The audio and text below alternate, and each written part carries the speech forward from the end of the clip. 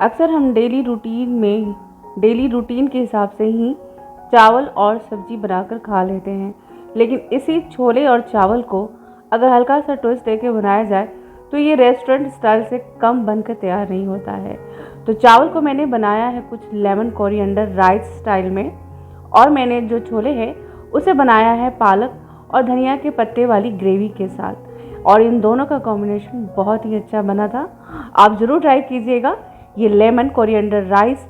इसे चाहे आप तो फ्राइड राइस कह लें या फिर आप पुलाव भी कह सकते हैं। और पालक धनिया के पत्ते की ग्रेवी वाली ये छोले, जो इन दोनों का कॉम्बिनेशन बन के इतना टेस्टी हुआ था ना कि मैं क्या ही बताऊं। आप ट्राई करेंगे तो आप भी जान जाएंगे। हस्बैंड के फ्रेंड आ रहे थे तो उनके लिए कुछ तो बनाना था स्पेशल, तो मैंने ये ट्राई किया था। तो सबसे पहले पालक की ग्रेवी बनाने के लिए हम ग्रेवी के लिए पालक, धनिया का पत्ता, हरी मिर्ची और 2 टमाटर इस तरह से देखिए बड़े बड़े साइज़ में मैंने टमाटर को काट लिया है। और अब इन सब का एक प्योरे बना लेंगे। पानी डालने की ज़रूरत नहीं है। ये देखिए कुछ पिस जाएगा तो कुछ अपने आप ही इतना लिक्विडी तैयार हो जाएगा।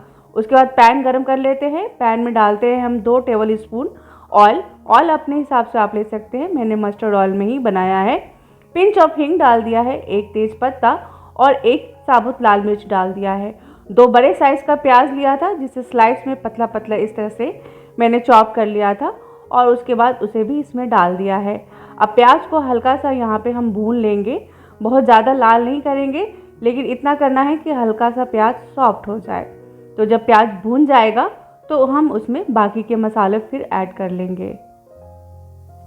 तो यहाँ पे मैं स्वाद अनुसार नमक, हल्दी और 2 चम्मच जितना घर का पिसा हुआ अदरक, लहसुन, काली मिर्ची और जीरा का ये पेस्ट है, उसे मैंने यहाँ पे ऐड कर दिया है।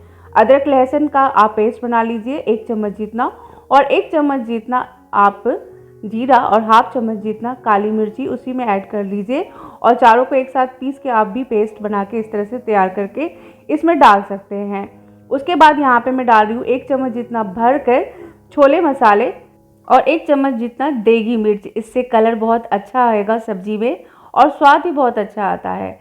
अब इन सब मसालों को आपको तब तक भूनना है जब तक कि इसमें से ऑयल रिलीज़ नहीं हो जाता। आप देख सकते हैं ऑयल ऊपर आ चुका है। तो अब जो हमने पालक का प्यूरी बनाया था उसे यहाँ पे हम ऐड कर देंगे, और इसे भी अब आपको 5 मिनट के लिए भूनना पड़ेगा ताकि जो पालक का कच्चापन है वो अच्छी तरह से इसमें निकल जाए। तो अच्छे से मसाले में आप मिक्स कर दीजिए, और मिक्स करने के बाद आप इसे 5 मिनट के लिए ढक कर रख दीजिए पकने के लिए। और जब 5 मिनट हो जाएगा तो फिर हम उसके बाद इसमें काबली चना डालेंगे। तो जब तक पालक पकता है तब तक हम क्या करेंगे कि जो काबली चना है इसे मैंने रात भर सोख करने के लिए रख दिया था। अब यहाँ पे हम इसे 3 से 4 सीटी लगा लेते हैं। तो पानी इतना होना चाहिए कि आपका जो काबली चना है अच्छी तरह नीचे चला जाए, और उसमें एक बड़ी इलायची और थोड़ा सा नमक डालकर इसे 3 से 4 सीटी जितना हम लगा लेंगे, और फ्लेम को हम हाई ही रखेंगे। हमें इसे हाफ बॉयल ही करना है, हाफ कुक हम बाद में करेंगे। तो अच्छी तरह से जब ये 3-4 सीटी लग जाएगा तो फिर हम इसे खोल लेंगे। तो जब तक ये सीटी लगता है हम मसाला देख लेते हैं। तो यहाँ देखिए मसाला बहुत अच्छे से भुन गया है, बहुत अच्छा सा कलर भी यहाँ पे आ गया है। तो अब यहाँ पे जो हमने छोले बॉयल किए हुए थे उन सारे छोलों को मैं इसमें डाल दे रही हूँ, और इन मसाले के साथ अच्छे से मिक्स कर लेते हैं। और अच्छे से मिक्स करने के बाद फिर से हम इसे कुक करेंगे कुकर में ही। प्रेशर कुकर में 1 सीटी आपको लगा लेना है हाई फ्लेम पे, और उसके बाद आप इसे 10 मिनट के लिए दम पे रख दीजिए एकदम सिम करके। आपके छोले बहुत अच्छे बनकर तैयार होंगे।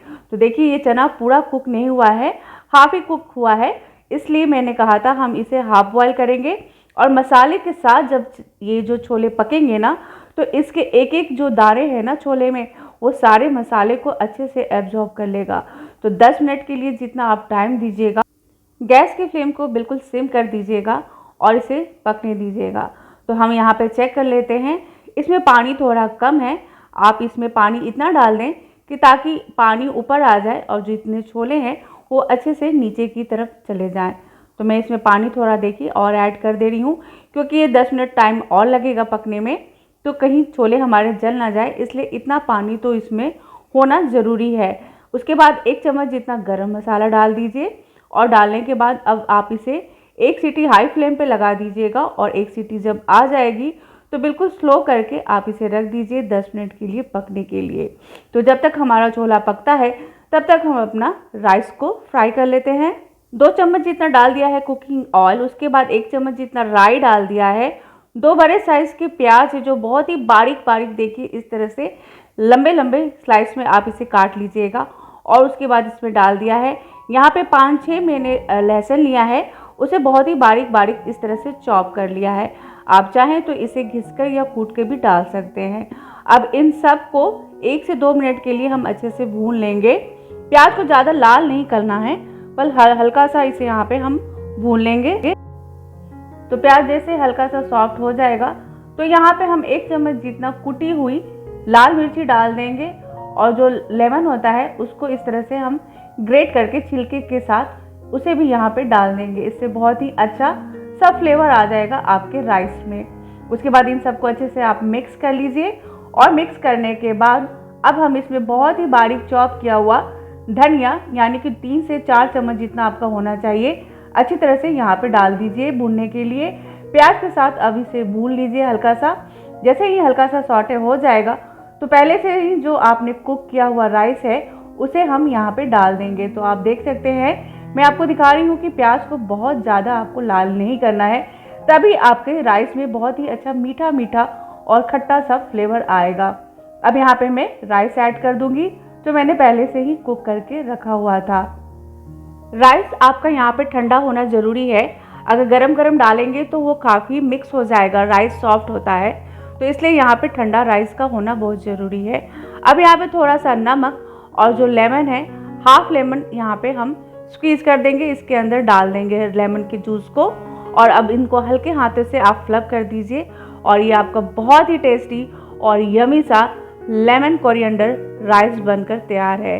दिखने में ही बहुत टेम्पटिंग और यमी लग रहा होगा। तो राइस बन के तैयार है, तो अब छोले भी देख लेते हैं। तो यहाँ देखिए छोला भी परफेक्ट कुक होके तैयार है और कलर आप देख सकते हैं कितना अच्छा सा कलर आया हुआ है और जितना ग्रेवी चाहिए उतना ग्रेवी भी हमारे छोले में है। तो बस मुझे इतना ही इसे कुक करना था और इतना ही ग्रेवी भी मुझे रखनी थी। तो छोले तैयार हैं और हम इसकी प्लेटिंग कर लेते हैं। तो यहाँ पे मैंने एक साइड में इस तरह से राइस को रख दिया है और दूसरे साइड में यहाँ पे मैं छोले को डाल दे रही हूँ। रेसिपी पसंद आई है तो लाइक दे दीजिएगा और अभी तक मेरे चैनल को सब्सक्राइब नहीं किया है तो कर लीजिए, ये बिल्कुल फ्री है। आपको मेरे ऐसी ही अच्छी और नई रेसिपी देखने को मिलेगी। बेल आइकन को हिट कर दीजिएगा जिससे नोटिफिकेशन आपको सबसे पहले मिलेगी मेरे वीडियो की रेसिपी की। आप चाहें तो इसे सिंपल भी खा सकते हैं या फिर इस तरह से इसके ऊपर थोड़े से क्रीम से गार्निश कर दीजिए और धनिया के पत्ते से सजा दीजिए।